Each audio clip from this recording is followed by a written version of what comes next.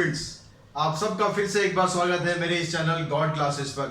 तो आज के इस वीडियो में हम कंटिन्यू कर रहे हैं अपनी पिछली एक्सरसाइज को, जिसमें हमने क्वेश्चन नंबर 12 तक कंप्लीट कर लिए थे।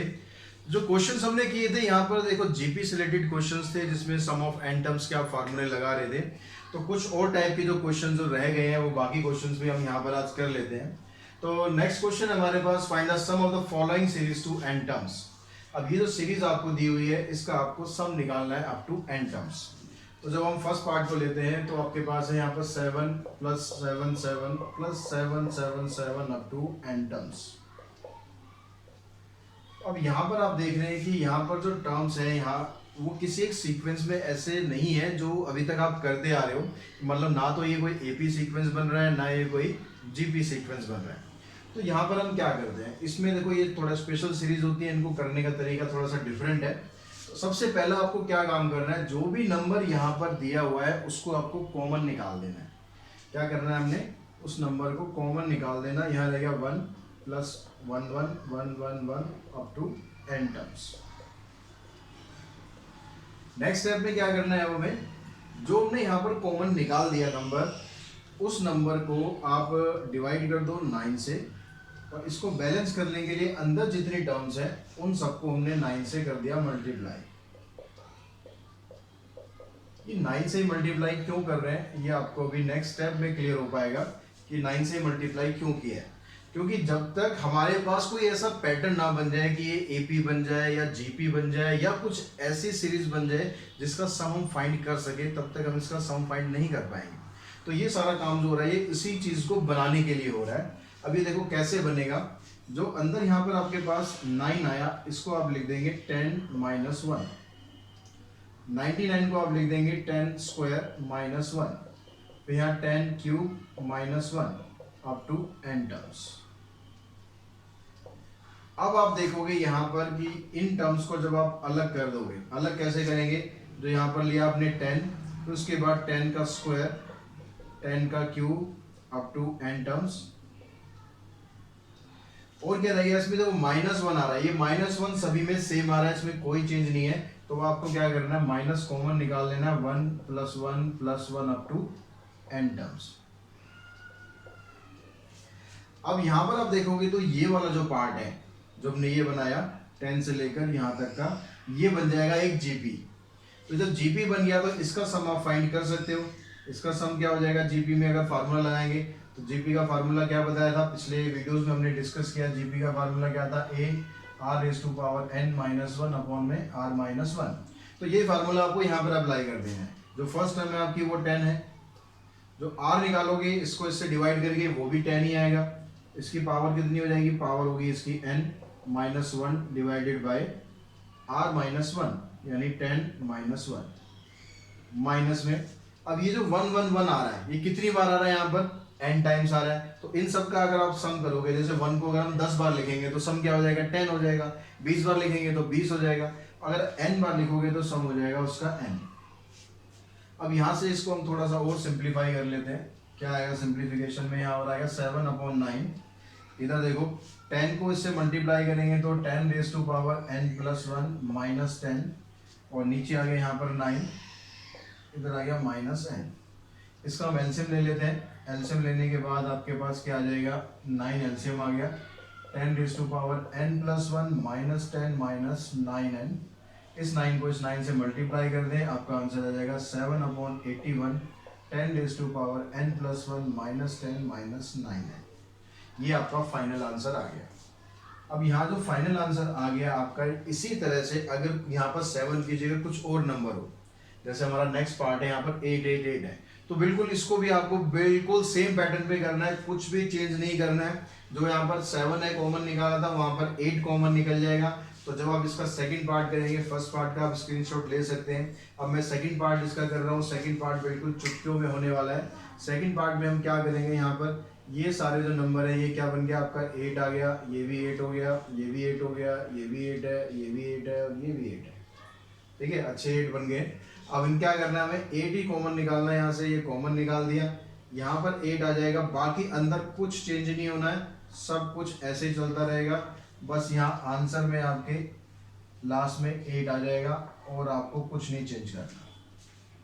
अंदर का सारा पार्ट बिल्कुल ऐसा का ऐसे ही रहना है। समझ में आ गई बात? आराम से हो जाएगा, या कोई भी नंबर हो, 7 हो, 6 हो, 8 हो, 5 हो, कुछ भी हो, सारे नंबर बड़े आराम से हो जाएंगे। लेकिन अगर नंबर्स में डेसिमल आ जाए तो थोड़ा सा देखो चेंज होगा।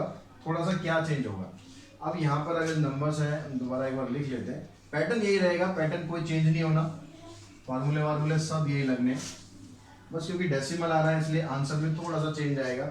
आपके पास क्या है यहाँ पर 0.5, 0.55, 0.555 अप टू n टर्म्स।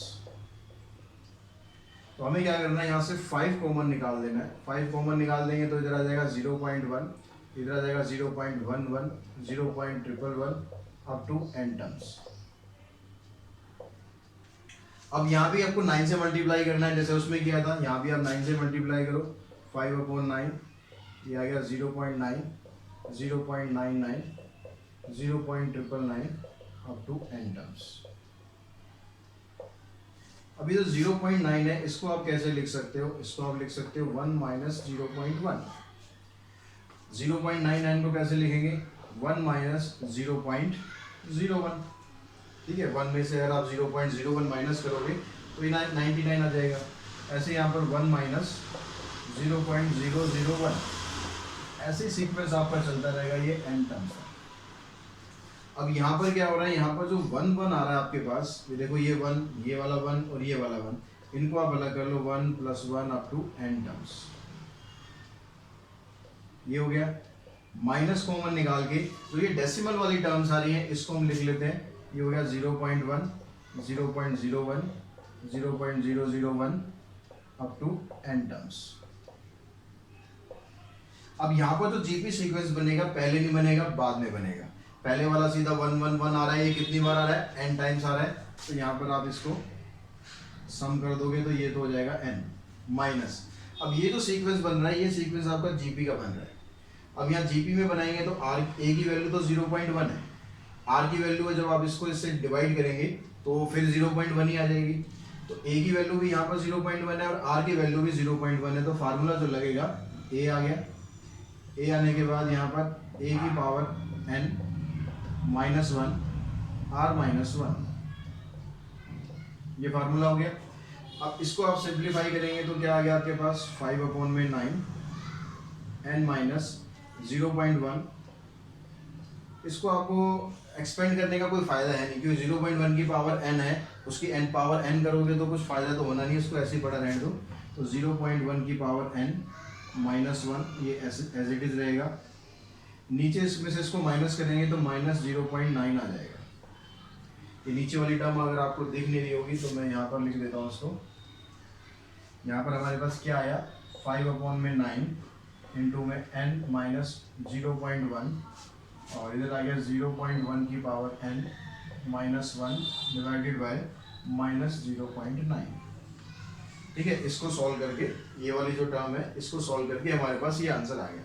अब देखो ये भी माइनस है और यहाँ पर एक माइनस आ रहा है, ये माइनस माइनस कैंसिल हो जाएगा और यहाँ से 0.1 है, यहाँ भी पॉइंट के बाद एक नंबर है, यहाँ भी पॉइंट के बाद एक नंबर है, तो ये आपका नंबर कैंसिल हो जाएगा। ये हो जाएगा n प्लस में यहाँ पर रह जाएगा 1 इंटू में 0.1 की पावर n -1 डिवाइडेड बाय 9। अब यहाँ भी आप एलसीएम ले सकते हो। एलसीएम लेने के बाद आपके पास यहाँ पर आ जाएगा 5/9, इधर आ गया 9n, इधर 0.1 की पावर n -1 डिवाइडेड बाय 9। इस 9 से इस 9 को मल्टीप्लाई कर दो, 5/81, आंसर आ गया 9n। इसको अगर आप लास्ट में डेसिमल हटा के लिखना चाहते हो तो इसको आप ऐसे लिख सकते हो 1/10 की पावर n -1। बाकी इसको सिंप्लीफाई करने का कोई फ़ायदा नहीं है, क्योंकि ये और सिंप्लीफाई आगे होगा नहीं। तो इस तरह से जो भी इस तरह की सीरीज आएंगी उनको आप इजीली सॉल्व कर सकते हो। तो बच्चों नेक्स्ट क्वेश्चन आपको दिया हुआ है, इसमें कहता है sum of infinite GP is 16 and sum of the square of its term is 153 and 3/5। Find common ratio and fourth term. Common ratio निकालनी है आपको, इसकी फोर्थ टर्म निकालनी है। अब यहाँ पर देखो क्या कहता है आपको कि सम ऑफ इनफाइनाइट जीपी। तो जो जीपी है उसको मान लेते हैं कि भाई इनफाइनाइट जीपी के आपके पास a r and a r square up to infinity. इन सब का जो सम है वो आपको दिया हुआ है 16। अब सम ऑफ इनफाइनाइट सीरीज का जो फार्मूला होता है वो क्या होता है, a/1 में 1 - r तो आपको सम तो यहाँ पर दिया हुआ है, सम तो कह रहा है 16 है, तो सम अगर 16 आ गया, ए की वैल्यू अभी हमें पता नहीं क्या है, तो ए अपॉन में 1 माइनस आर, ना आर की वैल्यू पता है ना ए की वैल्यू पता है, तो ये आपकी पहली इक्वेशन आ गई। आगे कहता है sum of the square of its term is 153 and 3/5। अगर इसकी टर्म्स का आप स्क्वायर कर दो, स्क्वायर करने के बाद सम करो, यानी आपको सम ऑफ इनफाइनाइट सीरीज में क्या हो जाएगा, अब इसके स्क्वायर का सम करना है, इसका स्क्वायर किया हमने, ऐसे इसका स्क्वायर किया, इस तरह से इनफाइनाइट टर्म चलेगी। अब यहाँ पर जो ये जो सीरीज बनेगी ये भी तो इनफाइनाइट ही बनेगी, अब ये भी इनफाइनाइट बनेगी, तो इसका भी आप सम निकाल सकते हैं। इसका सम क्या आ जाएगा, क्वेश्चन में तो आपको दिया है 153 एंड 3/5। यहाँ पर देखो फार्मूला अगर आप लगाओगे तो फार्मूले के हिसाब से ए की वैल्यू क्या है आपके पास, ए स्क्वायर, और जो आर की वैल्यू है, आर की वैल्यू क्या है 1 माइनस आर स्क्वायर।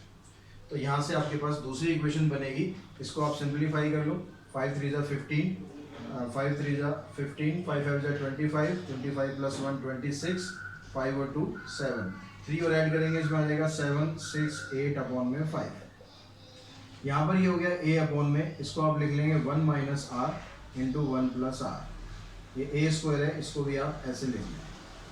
ऐसे हमने क्यों लिखा है, क्योंकि हमारे पास ए अपॉन 1 माइनस आर की वैल्यू है, ए अपॉन 1 माइनस आर की जगह अब ये वैल्यू पुट कर दे 16, तो आपके पास क्या यहाँ पर बन जाएगा, यहाँ पर देखिए 7 6 8 अपॉन में 5 इक्वल्स टू में 16 इंटू में ए अपॉन 1 प्लस आर, ये सीक्वेंस बन गया। अब यहाँ से इसको सिंप्लीफाई करो, आप 16 को इधर लेकर आ जाओ, 7 6 8 अपॉन में 5 इंटू में 16 इक्वल्स टू ए अपॉन में 1 प्लस आर।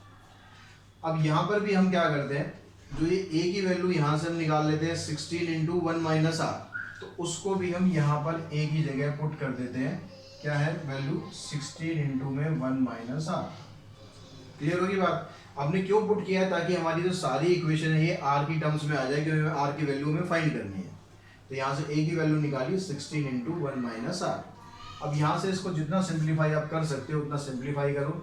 16 से अगर हम इसको काटेंगे तो ये आ जाएगा 16 4 जा 64 और 16 8 जा 188, 48 पे कट गया, 48 अपॉन 5 आ गया। अब यहाँ पर ये जो 16 है इसको भी इधर ले आते हैं और थोड़ा छोटा कर देते हैं, 16 3 जा 48, 3 पे कट गया। अब इसको क्रॉस मल्टीप्लाई करो, 3 इंटू में 1 प्लस आर करेंगे तो 3 प्लस में 3 आर, 5 से करेंगे तो 5 माइनस 5 आर, आर को एक तरफ इकट्ठा करेंगे तो ये 8 आर बन जाएगा, ये 2 बन जाएगा, आर की वैल्यू आएगी 2 अपॉन 8 यानी 1 अपॉन 4। तो आर की वैल्यू आपको निकल गई, लेकिन प्रोग्रेशन निकालने के लिए आपको ए की वैल्यू भी चाहिए, तो ए की वैल्यू आप यहाँ से निकाल दो। ए की वैल्यू क्या है 16 इंटू 1 माइनस आर, ए की वैल्यू है 16 इंटू में 1 माइनस आर। तो आप यहाँ पर आर की जगह वैल्यू पुट कर दो 1 माइनस 1/4, इसको एलसीएम लेके सॉल्व किया, 16 इंटू में 3/4, तो यह आ जाएगा 4 3 जा 12। तो ए की वैल्यू आपके पास 12 आ गई, आर की वैल्यू 1/4 आ गई। अब आपसे आगे इसने पूछा फोर्थ टर्म के बारे में, तो फोर्थ टर्म यहाँ पर क्या होगी, फोर्थ टर्म आप जब निकालेंगे तो ये आ जाएगी ए आर क्यूब, ये फार्मूला होता है फोर्थ जीपी में। तो ए की वैल्यू आपके पास 12 है, आर क्यूब करेंगे, आर क्यूब मतलब इसका आप क्यूब करेंगे तो आ जाएगा 1/64, फिर इसको 4 से आपने कैंसिल कर दिया, तो यहाँ पर आंसर आ गया आपका 3/16। तो इस तरह से आप इसकी फोर्थ टर्म निकाल देंगे और आर निकाल देंगे। तो बच्चों नेक्स्ट क्वेश्चन देखेंगे। नेक्स्ट क्वेश्चन बड़ा इंटरेस्टिंग क्वेश्चन है। इसमें कहता है snail starts moving a 0.3 centimetre away at a pace of 1 centimetre per hour. एक स्नेल जो है उससे 3 सेंटीमीटर एक पॉइंट है, मान लो यहाँ पर स्नेल है, इधर स्नेल है और यहाँ से 3 सेंटीमीटर दूर एक पॉइंट है, ये टोटल 3 सेंटीमीटर का डिस्टेंस है। अब ये स्नेल जो है धीरे धीरे इसकी तरफ बढ़ना स्टार्ट करता है। अब बढ़ना स्टार्ट करता है तो जो उसकी स्पीड है स्टार्टिंग में, अब स्टार्टिंग में उसकी स्पीड है वो क्या कहती है 1 सेंटीमीटर पर आवर, 1 घंटे में वो 1 सेंटीमीटर बढ़ जाता है। अब उसके बाद क्या होता है, उसके बाद कहता है as it gets tired it covers only half the distance compare to previous hour in each succeeding hour. अब क्योंकि वो बेचारा थक जाता है, थकने के बाद क्या होता है आपकी स्पीड कम हो जाती है। स्पीड कम होने पर क्या होगा, जितना डिस्टेंस आप पहले कवर किया था उसका आधा डिस्टेंस आप कवर करते हो, यानी पहले 1 घंटे में तो आपने 1 सेंटीमीटर कवर कर लिया, लेकिन उसके अगले 1 घंटे में आपने उसका आधा यानी 500 मीटर यानी आधा किलोमीटर का डिस्टेंस कवर किया। इसी तरीके से फिर आगे ऐसे ही डिक्रीज होता जाता है धीरे धीरे करके, क्योंकि थकान बढ़ती जाती है। थकान बढ़ती जाएगी तो नेचुरल है कि आपकी स्पीड कम होती जाएगी, कम होते होते इतनी कम हो जाती है कि अब आपको ये बताना है कि ये स्नेल जो है 3 सेंटीमीटर का डिस्टेंस कवर कर पाता है या नहीं कर पाता, और कवर कर पाता है तो कितनी देर में कर पाता है। तो यहाँ पर देखो, पहले हम यहाँ पर सीरीज बनाने की कोशिश करते हैं कि क्या आपके पास सीरीज बन रही है। जो पहले 1 घंटे में उसने जो डिस्टेंस कवर किया है वो किया है 1 सेंटीमीटर का। उसके बाद क्या करता है वो, अगले 1 घंटे में वो इसका आधा यानी ½ सेंटीमीटर कवर कर लेता है। उसके फिर अगले 1 घंटे में वो इसका भी आधा यानी 1/4 डिस्टेंस कवर करता है। इस तरह से आपको n की वैल्यू फाइंड करनी है। अभी हमें नहीं पता कि वो कब पहुंचेगा, पहुंचेगा भी या नहीं पहुंचेगा। तो ये जो आपके पास सीरीज बन के आएगी, ये सीरीज बन के जीपी, तो a की वैल्यू यहाँ पर 1 है और r की वैल्यू 1/2 है, और जो सम दिया हुआ है यानी जो 3 सेंटीमीटर का डिस्टेंस कवर करना था वो हो गया आपका SN 3 सेंटीमीटर। तो SN का जो फार्मूला होता है वो अप्लाई करके देखते हैं यहाँ पर क्या आता है। a, अब यहाँ पर r की वैल्यू देखो 1 है तो इसमें फार्मूला आप दूसरा वाला यूज कर लो, 1 माइनस r की पावर n अपॉन में 1 माइनस r, ये वाला फार्मूला यूज कर लेते हैं। यहाँ पर SN की वैल्यू आपको दी हुई है यहाँ पर 3, a की वैल्यू 1 है, 1 माइनस r की वैल्यू अब यहाँ से निकाली हमने, r की वैल्यू 1/2, इसकी पावर आ गई n अपॉन में 1 माइनस 1/2। 1 में से 1/2 को माइनस करेंगे तो 1/2 ही आएगा। तो क्या आ गया आपके पास 3 इक्वल्स टू, यहाँ पर ये 1 से इसको इंटू करेंगे कोई फर्क नहीं पड़ेगा, तो 1 माइनस 1/2 की पावर n, और नीचे 1 में से हाफ माइनस किया हमने तो आ गया हाफ। इस हाफ को हम क्रॉस मल्टीप्लाई करके इधर ले आते हैं, 3 के साथ मल्टीप्लाई कर देते हैं, तो ये बन जाएगा 3/2 इक्वल्स टू 1 माइनस 1/2 की पावर n। अब क्योंकि आपको n की वैल्यू निकालनी है तो इसको हम पॉजिटिव कर लेते हैं, इसको इधर ले आते हैं, तो 1/2 की पावर यहाँ पर n आ गया, इधर आ गया 1 माइनस 3/2, इसको 3/2 को हम उधर ले गए, इसको हमने सिंप्लीफाई किया, तो सिंप्लीफाई करने पर इसकी वैल्यू आ जाएगी यहाँ पर -1/2। अब यहाँ पर देखो आपने यहाँ पर 1/2 आ गया, इधर -1/2 आ गया।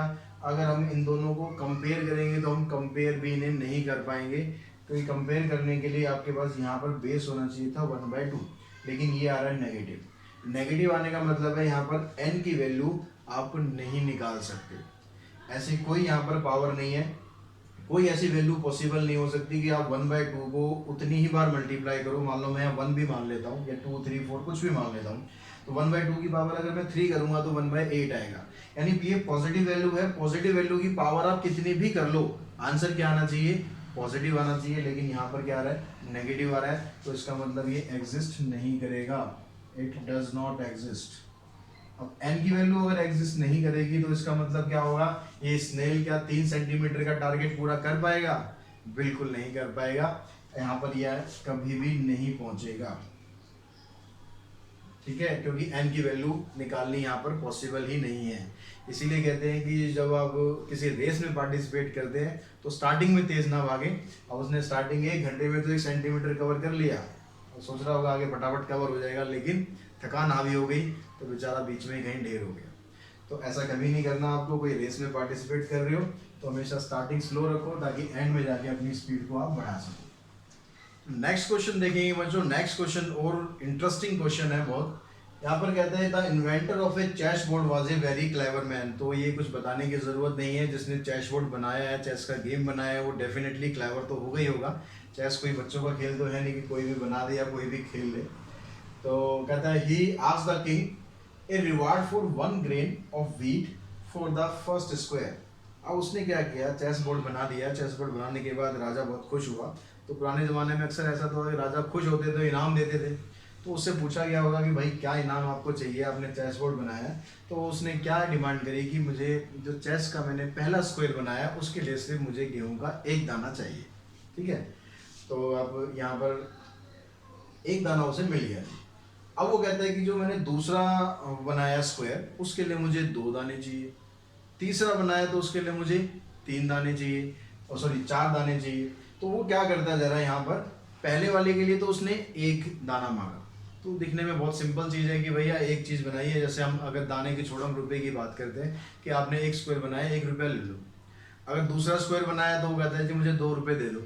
तीसरा स्क्वायर बनाया तो कहता है जी मुझे 4 रुपये दे दो, मतलब उसका डबल करते जाओ। तो जितने भी स्क्वायर उसने बनाए हैं वो हर बार क्या करना है, हर बार उसको डबल अमाउंट देना है। तो अब यहाँ पर आप सोचेंगे कि उसको टोटल कितना पैसा मिला या कितने उसको गेहूं के दाने मिल गए। तो ये निकालने के लिए दिखने में बहुत सिंपल चीज़ लगती है, लेकिन अगर आप उसको मैथमेटिकली माइंड से देखेंगे समझेंगे तो उसने बहुत बड़ी रकम की डिमांड कर दी है। कैसे डिमांड करी है देखो। अब यहाँ पर जो पहले वाला ग्रेन है उसके लिए आपको मिल गया, पहले जो स्क्वायर है उसके लिए मिल गया 1। जो दूसरा वाला जो स्क्वायर है उसके लिए मिल गए उसे 2 दाने। तीसरे वाले के लिए क्या करें, उसको मिल गए 4। इस तरह से हर बार क्या करना है, डबल करते जाना। और डबल कहाँ तक करना है, 64 तक। क्यों 64 तक क्यों करना है, चेस अगर आप खेलते होंगे तो आपको पता होगा चेस के अंदर 64 स्क्वायर्स होते हैं, तो उन सब के लिए उसको प्राइज मिलना है। अब कितना प्राइज मिलना है, तो हमें क्या करना है, इसका सम निकालना है। सम का फार्मूला क्या होता है, एस एन का फार्मूला लगा देते हैं, a r raise to power n minus 1 divided by r minus 1। अब यहाँ पर n की वैल्यू तो 64 है, क्योंकि 64 खाने उसमें होते ही हैं। a की वैल्यू आ गई 1, r की वैल्यू क्या है, यहाँ पर 2 से इसको 1 को डिवाइड करेंगे तो r की वैल्यू आ गई 2। इसकी पावर कितनी होगी, 64 माइनस 1 डिवाइडेड बाई 2 माइनस 1। तो नीचे सॉल्व करेंगे 1 आएगा, यहाँ पर 1 है, 1 आएगा, यानी जो आंसर आपका वो क्या आ गया, 2 की पावर 64 माइनस 1। अब 2 की पावर आप 64 को कैलकुलेट कर लो कि कितना बड़ा अमाउंट हो जाना है। तो स्टार्टिंग में जो लग रहा था कि भाई इसको एक स्क्वायर के इसने 1 रुपये मांगे हैं तो ये तो बिल्कुल मूर्ख है, लेकिन वो एक्चुअली में कितना बुद्धिमान निकला है कि उसने बहुत सारा अमाउंट सिर्फ 64 स्क्वायर बनाने के लिए ले लिया। तो जो भी प्रैक्टिकल प्रॉब्लम्स हैं इनमें कहीं कुछ ऐसा आपके सामने सिचुएशन आती है तो ज़रूर दिमाग लगा कर देखें कि एक्चुअली में सामने वाला क्या कहना चाह रहा है। तो उसके लिए आपकी एपी या जीपी इस तरह के जो क्वेश्चंस आते हैं लॉजिकल, वो आपकी हेल्प कर सकते हैं और यही मैथमेटिक्स पढ़ने का फ़ायदा है। तो आज की इस वीडियो में हम यहीं पर ही इसको फिनिश करते हैं। तो मैंने आपको एसएन से रिलेटेड जितने भी वैरायटी के क्वेश्चंस थे लगभग सभी तरह के क्वेश्चंस करा दिए और आई होप आपको किसी भी तरह के क्वेश्चन को करने में अब कोई समस्या नहीं होगी। फिर भी कोई समस्या है तो कमेंट बॉक्स में मुझे ज़रूर कमेंट करें, मैं कोशिश करूँगा कि आपकी उस प्रॉब्लम का सोल्यूशन भी मैं दूर कर सकूँ। तो अगर आपको ये वीडियो पसंद आ रही है तो आप ज़रूर चैनल को लाइक कीजिए, सब्सक्राइब कीजिए और बेल आइकन को प्रेस करके रखिए ताकि आगे आने वाले वीडियोस भी आपको कंटिन्यूअसली मिलते रहें। आज की वीडियो में इतना ही। Thanks to all of you.